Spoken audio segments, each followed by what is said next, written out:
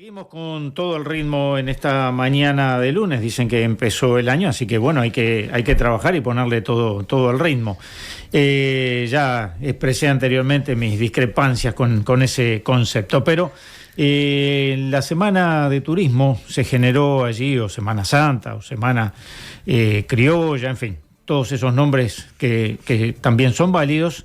Se generó allí una concentración frente a la Torre Ejecutiva de personas que se veían damnificadas por el hecho de que comedores del INDA estarían cerrados, no estarían funcionando durante esa semana. Eso es un hecho puntual que, bueno, tuvo allí una forma de solución alternativa, pero para conocer las políticas, para conocer cómo está el Instituto Nacional de Alimentación hoy y para saber cuáles son las políticas que se pretende encaminar durante estas gestiones, que estamos hoy con la directora del Instituto Nacional de Alimentación, la licenciada Micaela Melgar, que también fue diputada. Bueno, en realidad vamos a obviar su extenso currículum, porque si no nos llevaría como 10 minutos.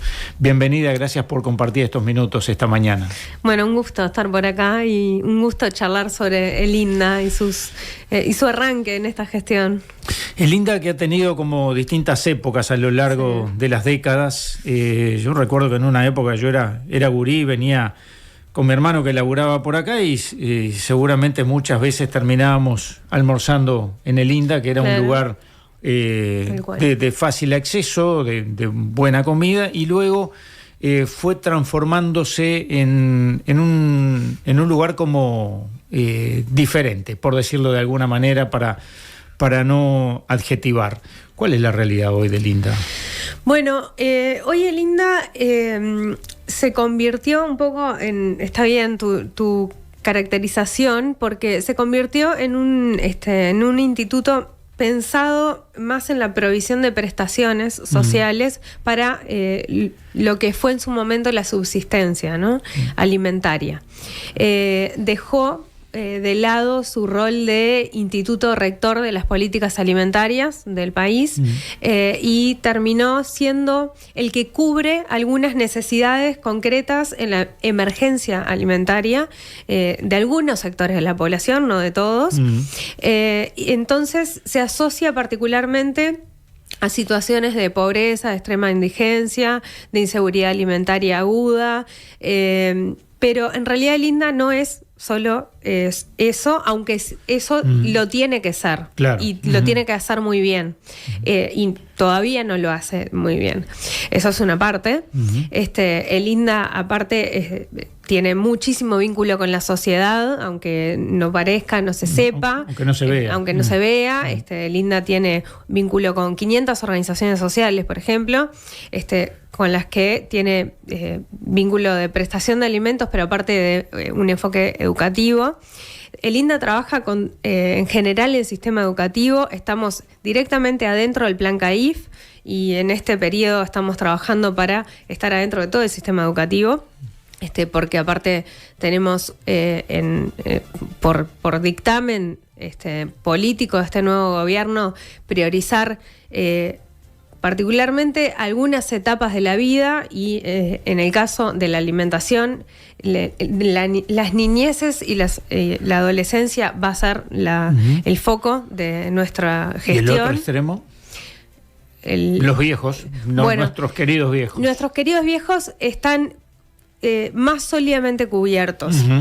En términos alimentarios. Nosotros hemos recabado información, por suerte se han sistematizado algunas, una encuesta en particular que mide la inseguridad alimentaria en el Uruguay, que se está haciendo con el Instituto Nacional de Estadística, que mide la inseguridad alimentaria y nos ha dado dónde está la prevalencia en la inseguridad alimentaria en el Uruguay, y nos ha dicho que la primera sin duda la primera prevalencia tiene que ver con el quintil de ingreso, o sea, tiene que ver con la pobreza, pero luego tiene franjas etarias y la primera es ser una casa con menores de 6 años y la segunda es ser una casa con menores de 18. Entonces, sí o sí tenemos que poner el foco ahí, tenemos que poner el foco en familias que tienen a cargo niños y niñas y creemos que estratégicamente una de las formas de abordar eso es hacer vínculos con la educación.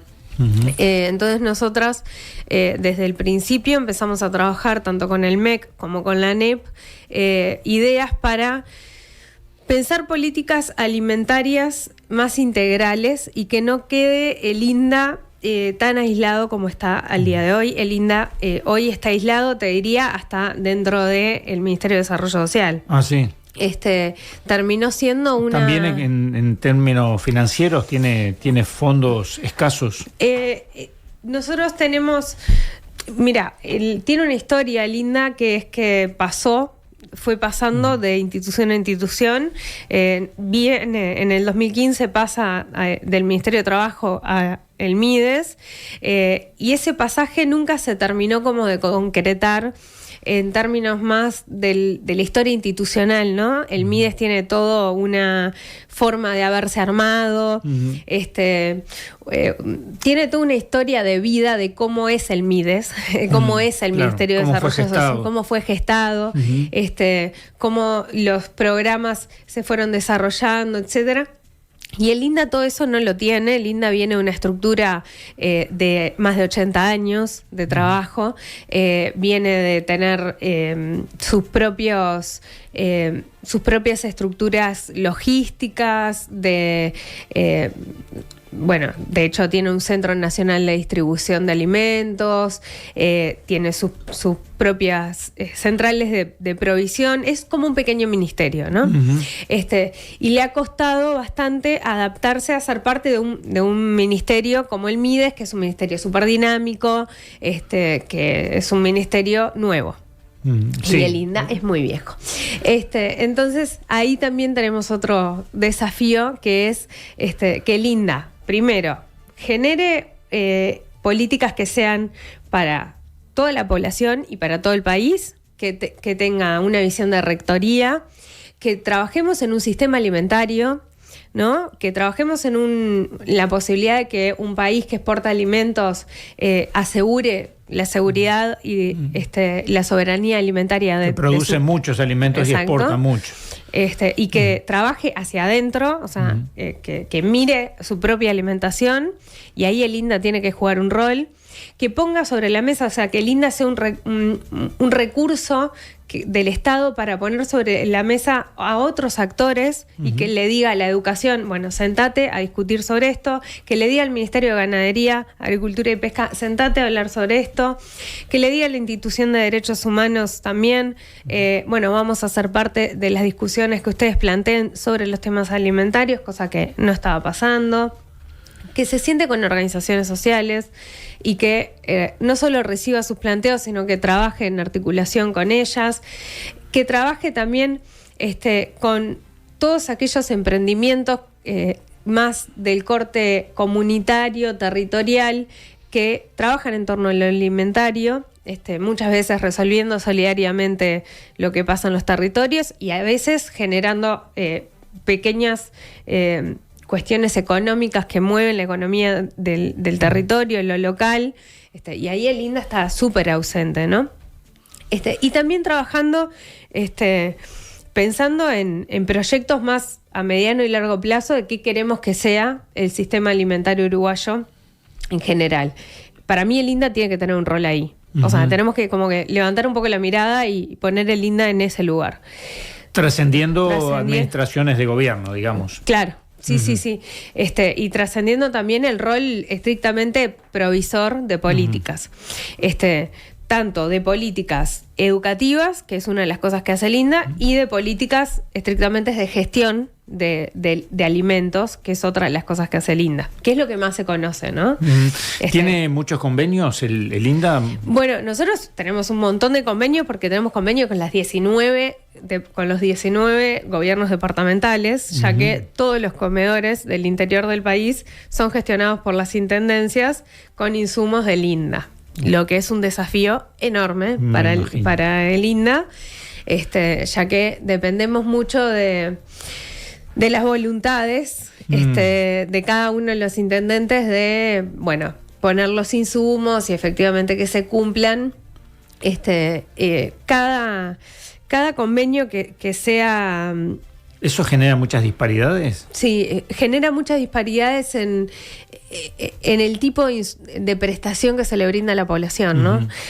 Mira, yo justo el primer viaje que hice fue a Artigas, y la verdad que me sorprendió negativamente la situación de los comedores de Artigas por la escasez de insumos que se tenían, ¿no? Cuando en el convenio que nosotros hacemos con las intendencias se prevé que los insumos básicos estén y que estén provistos por las intendencias.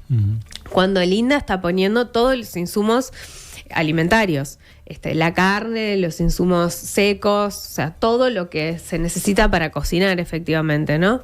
Entonces, ahí creo que es un desafío enorme que tiene el INDA también de control y de gestión, que ahí hay que mejorar los sistemas de gestión y de control de la administración. Pero no es que no lleguen esos insumos, sí llegan. Claro que llegan, llegan semanalmente. Lo que pasa es que hay que generar un mejor sistema de control para que la contraparte de las intendencias efectivamente cumplan su rol. Por lo menos de este primer acercamiento que tuve, que fue Artigas, puedo asegurar que la contraparte de la administración de gobierno de Artigas no lo estaba cumpliendo, ¿no? Después... ¿Pero y qué pasa con esos insumos? Me da hasta miedo preguntarlo. Claro. ¿Esos insumos llegan y qué pasa con esos insumos? Se administran por parte de la Intendencia, de la forma en que la Intendencia allí se dispone, con articulación del INDA, que tiene, por suerte, el INDA tiene la posibilidad de haber cubierto todo el país con una nutricionista por departamento, que trata de llevar el control de lo que allí sucede, pero depende de las intendencias. Claro. Depende de las intendencias. Entonces, ahí tenemos un desafío enorme para mejorar. Ahora, igual, un nutricionista o una nutricionista por departamento, parece poco en algunos. Claro, sí, ¿no? sí. Bueno, parece poco en general los recursos que tenemos, claro. En general en el Estado, creo, y en particular en las políticas alimentarias. En el caso de los comedores, que fue el último caso que estuvo sobre la mesa, también es una situación súper alarmante, lo relacionado a los recursos humanos. O sea, estamos hablando que hay un ejemplo muy claro, que es el comedor que funciona abajo del INDA. El INDA está ahí en Maciel y Piedras, y hay un comedor ahí abajo que funciona todos los días, que pasan 500 usuarios por ese comedor, y la cantidad de funcionarios que hay son 3 funcionarios atendiendo el comedor, y en realidad formalmente del INDA hay una persona que es un encargado. Después hay de un contrato y después hay un acuerdo, o sea, entonces hay muchísimo para hacer en términos de fortalecimiento de recursos humanos. Todo esto a discutir, por supuesto, de cara a la próxima rendición de cuentas. Claro. Se hizo muchísimo daño con el desmantelamiento del Estado, en políticas que capaz que no se veían tanto, ¿no? Cuando nosotros en los periodos pasados denunciamos mucho qué estaba pasando con el Estado uruguayo y cómo se estaba achicando el Estado uruguayo, eran políticas sanitarias, por ejemplo, que se veían, o eran políticas más relacionadas a lo educativo, pero también tenían que ver con este tipo de políticas donde no sobraba gente, ¿no? Y el equipo de trabajo que tú decidiste integrar con un desafío enorme, ¿cómo es? Bueno, el INDA tiene profesionales que hace muchísimo tiempo que están dedicados a la tarea de la alimentación.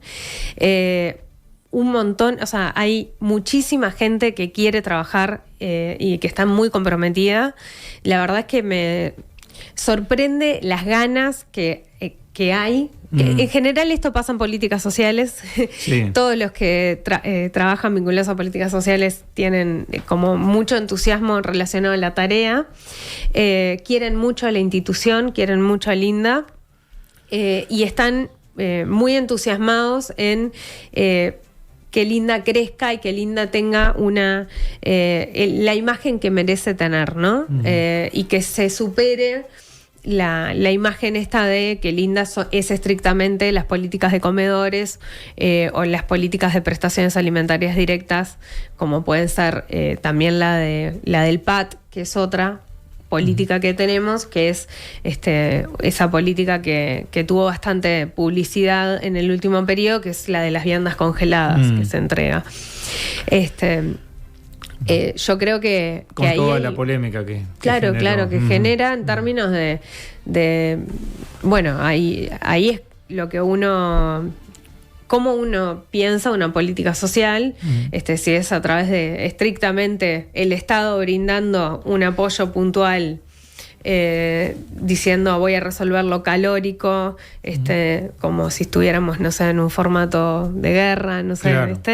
O si voy a pensar en una prestación relacionada al entorno, a lo barrial, a la articulación de las necesidades más integrales de la población, y poniendo el foco en la dignidad humana. Yo creo que si hiciéramos una brevísima encuesta así entre los oyentes, creo que la gran mayoría ignora cuál es la actividad que desarrolla Linda o que ha desarrollado en los últimos tiempos. Y parece curioso, porque tú decías lo educativo, que es fundamental, pero claro, también una sociedad que se ha pauperizado de la manera que fue retrocediendo, digamos, y también en políticas sociales, que no atienda este tema, ¿no? Por decir, es como que se desampara absolutamente a buena parte de la población. Sí, las políticas de Linda tienen que priorizar. A mí me parece que tenemos que al día de hoy priorizar la emergencia, o sea, eso es así.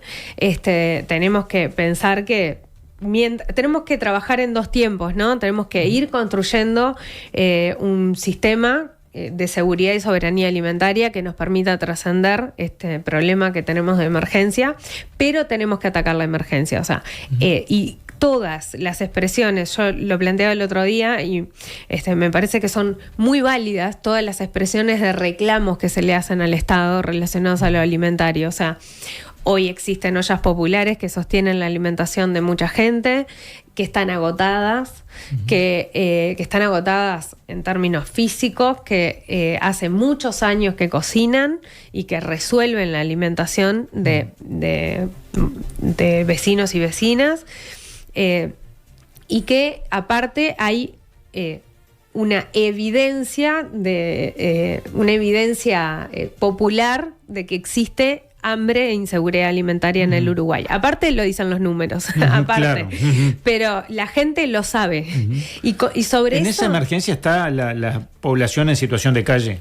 Claro, sí. En la población en situación de calle aparte tiene otros problemas característicos relacionados a la alimentación que tiene que ver con dónde termina comiendo y por eso la necesidad de tener un espacio físico para hacerlo o trabajar en otros dispositivos que tienen que ver con centros de día. Acá en la Ciudad Vieja es común ver que la gente que está en situación de calle, que pide una moneda, que cuida coches, y con ese dinero van a las bocas de venta de pasta base y la comida es lo que le pueden dar en los comercios de la zona, ¿no? Es algo que es fácilmente constatable. El acceso es mucho más fácil a la boca que lo que se lleva a la boca. Ahí hay toda una discusión que hemos tenido siempre que tiene que ver con qué hace la persona cuando tiene ingresos. Hay muchísima evidencia ya probada que es que el la primera compra que hace una persona con ingresos es alimento. Y después otras opciones que pueden ser, por ejemplo, droga recreativa. Claro, a nivel familia, claro. Lo primero que se hace es comprar alimentos, claro. Sin duda. Obviamente que es insustituible, y creemos nosotros lo mismo, que es insustituible hoy una prestación alimentaria directa. O sea, no lo estamos cuestionando, ni creemos que estamos en un momento social como para dejar de brindarla. Obvio. Sí. Yo hablaba de esta realidad porque digo, no es que esté juzgando lo que pasa, simplemente es una constatación de los hechos, ¿no? Sí, lo que creemos es que los comedores y los espacios donde se brinda la alimentación tienen que ser lugares donde suceden otras cosas aparte que la estricto entrega de la vianda, ¿no? Para eso tenemos que hacer mejores proyectos. Para eso necesitamos más plata, eso es cierto. O sea, es verdad que este año es un año muy, muy difícil en materia presupuestal. Yo sé que ahora Orsi lo ha planteado más explícitamente, se estaba teniendo bastante cuidado con cómo se decía. Es un año que para nosotros, por ejemplo, en materia de Linda es complicadísimo. O sea, tenemos una situación donde nos falta cubrir población. O sea, esa es la realidad que tenemos. Y es nuestra primerísima prioridad que la gente que que solicitó ingreso y que cubre, que entra en la focalización, tenga la prestación. O sea, al día de hoy estamos trabajando en eso. Estamos trabajando en eso, que es muy importante, o sea, que para nosotros es clave, y estamos trabajando en transparentar el sistema que nos entregaron. Porque el sistema que nos entregaron es un sistema muy débil en términos de transparencia. O sea, hoy no te puedo decir, si veo el sistema, cuánta gente está comiendo en los comedores. Entonces no puedo tomar ninguna decisión sobre lo que estamos haciendo.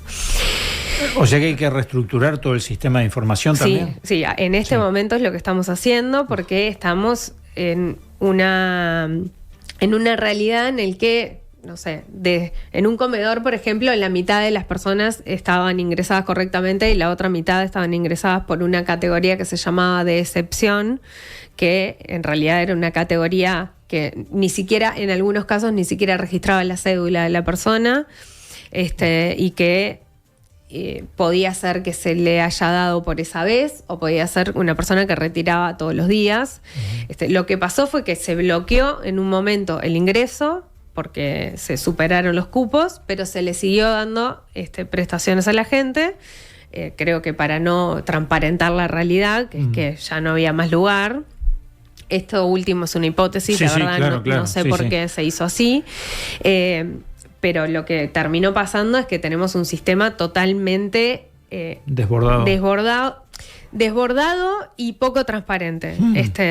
Y nosotros lo que tenemos que... Y con muchas inequidades, porque la gente que está comiendo por excepción, eso un poco explica lo que pasó en Semana de Turismo, porque había mucha gente que tenía diferentes tipos de prestaciones asociadas a lo que iba a pasar en Semana de Turismo.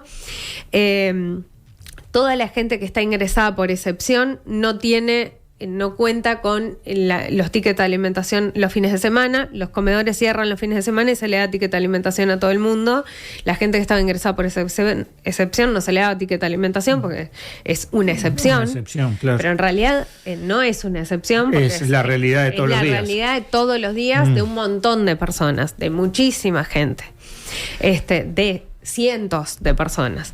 Entonces nosotros ahí estamos haciendo un trabajo de transparencia y de equidad, de volver a que el sistema funcione como un sistema que tiene que ser lo que son los sistemas del Ministerio de Desarrollo Social, que es que son infalibles. O sea, que si vos estás adentro del sistema del Ministerio de Desarrollo Social, cumplís con las prestaciones, cumplís con la focalización y recibís la prestación. Y eso tiene que funcionar así porque tienen que ser creíbles los sistemas del Ministerio de Desarrollo Social y hoy el sistema del INDA no lo es. Entonces nosotros ahí estamos trabajando muy fuerte. Nos quedamos sin tiempo y la realidad que nos acabas de transmitir es todavía peor que la que imaginábamos. Así que, bueno, supongo que próximamente podremos seguir conversando de estos temas y viendo también cómo el resto de la población puede apoyar. Claro, sí, porque me parece fundamental eso, ¿no? Claro, y temas que también van a estar, que son de promoción de derechos y de nuevos proyectos. Vamos a trabajar en conjunto con las ollas populares. Ya empezamos a tener reuniones periódicas con la coordinadora de ollas para pensar salidas a la crisis alimentaria en conjunto, el Estado y la sociedad, y creo que es por ahí. Una pregunta última. ¿Las ollas populares funcionan sobre todo en el área metropolitana o están también instaladas en el interior? Están también instaladas en el interior. Nosotros arrancamos una coordinación con la coordinadora de ollas, concretamente, para trabajar no solo en la asistencia, sino pensar en conjunto proyectos. Licenciada Micaela Melgar, directora del Instituto Nacional de Alimentación, gracias por este rato aquí en Info 24. Un gusto. Info 24. La actualidad sin rodeos.